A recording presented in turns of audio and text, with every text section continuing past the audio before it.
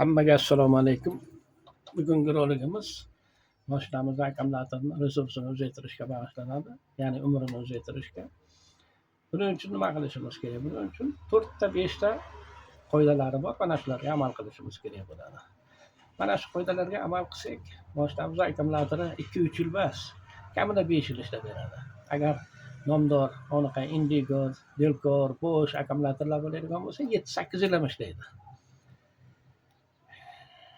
Ishontirib aytamanki, bu rolikni oxirigacha ko'rsangiz, bu rolikni ba'zi bir sabablarga ko'ra 2 ga bo'lib qo'yishga majbur bo'lyapman.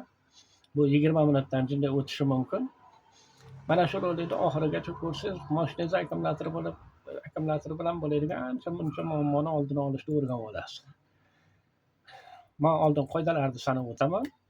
Keyin nima uchun mana shu qoidalarga amal qilishimiz kerakligini grafik tarzda ko'rsatib berishga harakat qilaman. Ya'ni chizma tarzida chizib ko'rsatib berishga harakat qilaman.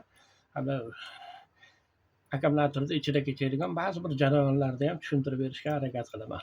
Mana shu tushunib olsak, o'zimiz ham nima qilish kerakligini hal qilsak bo'laveradi. Ichida kechadigan jarayonlarni tushunib olganimizdan keyin. Bo'lmasa boshladik. Birinchi qoida. Akkumulyatorimizni har doim 100% zaryadlangan bo'lishini ta'minlashimiz kerak. Endi ko'pincha buni iloji bo'lmaydi. Masalan, 3-4 kilometr narida ishlaydigan bo'lsak, u ishimizga borib kelishda o'ziga foydalanadigan bo'lsak mashinamizni, unda ertadan o'sha mashinangizni o't oldirishga sarflagan quvvatni, akkumulyatordan olib stator sarflagan quvvatni generator ishga borib ishimizgacha joyiga qo'yib ulgurmaydi. Ayniqsa sovuq paytida, qish paytida. Sovuqda bilasiz, bu akkumulyator kimyoviy elektr manbai bo'lganligi uchun sovuqda ichidagi jarayonlar juda sust kechadi. Birinchi berilayotgan zaryadimiz plastinalarni qizdirishga ketadi xolos. Ana undan keyin jarayon tezlashadi, lekin bungacha ishxonada bo'lamiz. Ya'ni akkumulyator qo'yinib ulgurmagan. Mana shu holat 10 kun, 15 kun bir oy takrorlanadigan bo'lsa, akkumulyatorimiz ancha o'tirib qoladi. Endi ikkinchi qoidasi.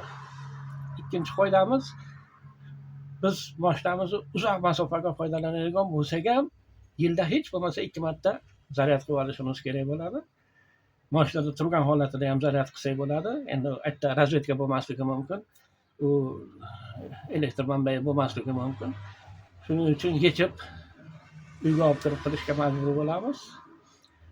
Bunaqangi ko'pchilik hozirgi zamonaviy mashinalarda programmadan chiqib ketadi. Boshqa ko'p holatlar bo'lishi mumkin. Ba'zi mashinalarda bu narsa yo'q.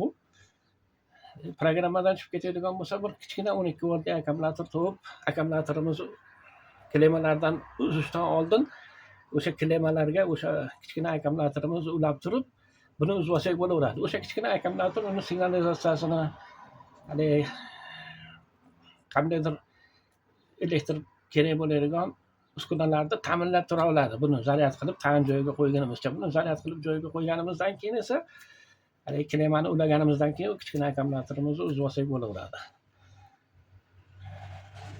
Nima sababdanligini hali aytib o'tganimdek chizib ko'rsatib beraman. Uchinchi qoida, har doim generatorda ishini kuzatib turishimiz kerak. Buning uchun mashinani o't oldirib, multimetr bilan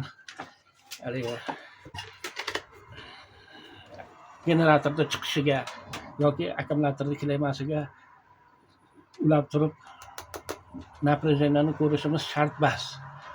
Buning uchun mana bunaqangi Xitoyda ishlab chiqarilgan multimetrlar bor. Raqamli multimetr deyiladi. Ular juda aniqlikda ishlamasa ham, endi 1%, 2% pogreshnisi bo'ladi-yu, lekin mashinamizga bo'laveradi. Buni alohida ko'rsatib o'qiganman. Bularni o'rnatish haqida, boshqa hali bunda naprejeniya necha bo'lsa nima bo'ladi, pasayib ketgan bo'lsa nima bo'ladi, ko'tarilib ketgan bo'lsa qaytida bo'ladi aybi. Mana shular haqida alohida ko'rsatib o'qiganman. Buni o'shani Ahad amaki ustaxonasida Kiril yozuvida yozib o'qtarsangiz chiqib keladi. O'shani ko'rib o'zingiz qilsangiz ham bo'laveradi. agar uni ko'rmasdan qilmoqchi bo'lsangiz aytib o'tishim kerak, albatta bitta klutchator bilan qo'yish kerak va предохранитель bilan qo'yish kerak bo'ladi. Agar elektrikka olib borsangiz o'zi shunday qo'yib beraveradi. Ba'zi bir elektriklarimiz ham haligi bilimlari yaxshi emas, ular предохранитель qo'ymasligi mumkin. Предохранитель bu uskunani ishdan chiqishini emas, mashinamizni yonib ketishidan saqlaydi. Bu kichkina narsani noto'g'ri o'rnatib qo'yib mashinadan ajrab qolmasligimiz uchun albatta предохранитель bilan keyin klutchator bilan qo'yishimiz kerak. Nima uchun klutchator bilan qo'yamiz? Bunda mana bu yerda qani buni stabilizatorini olib tashlagan ekanman, qarang, bu kuygan ekanda. Yo, mana bitta stabilizatorim bo'ladi. Bu martavesitda 14 gacha ko'tariladi напряжение. Bo'lmasa akkumulyatorni o'zida bo'lsa 12-7 shuna atrofida bo'ladi. Mana shu stabilizator bundagi 14 3 qilib bu mikrosxemaga berish kerak bo'ladi. Qolganini esa bu linear rejimda ishlaganligi uchun impulsli emas, qolganini issiqlik tarzida chiqarib tashlaydi.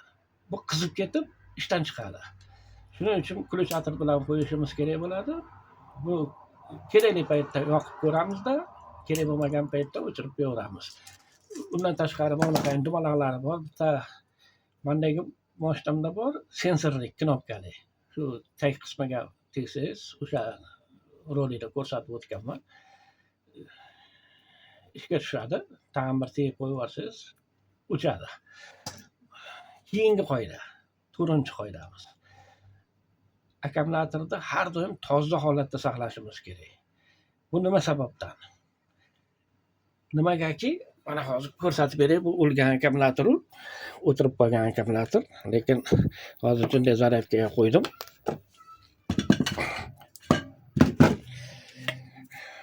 Mana ko'rib turganingizdek,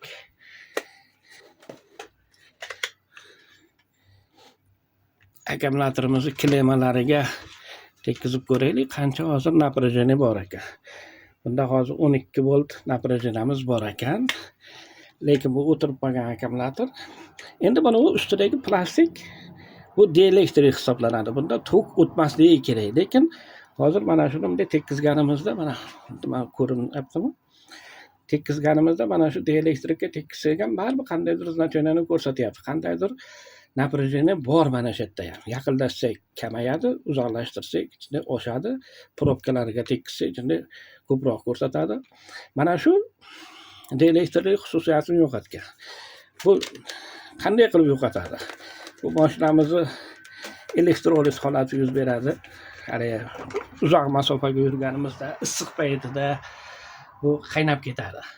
O'sha qaynaganda elektrolitimiz tarkibida bo'lgan endi suv 65% suv bo'ladi. Suvning tarkibida bo'lgan vodorod bilan kislorod gaz holatida ajrab chiqadi. Mana shu pufaychalar holatida yorilganda mayda kislotani zarrachalari ustiga o'tirib qoladi. Mana shu o'zini o'zi quvvatsizlantirishga olib keladi akkumulyatorda. Fizika darsidan bilamiz, kislota bilan sholich antipod hisoblanadi. Biz uyimizda bu sholich, bu chayni soda, oshxonamizda hammamiznikida bor bo'lgan narsa. O'shani eritmasini shunday iliq suvda eritib turib, o'sha suv bilan ustini yaxshilab artib tashlasak, 2-3 marta qaytarishga to'g'ri keladi buni. Artib tashlasak, shu o'zini o'zi quvvatsizlantirishi yo'qoladi. Mana shuning uchun ham uni toza holatda saqlashimiz kerak bo'ladi akkumulyatorda. Endi buni olib beray.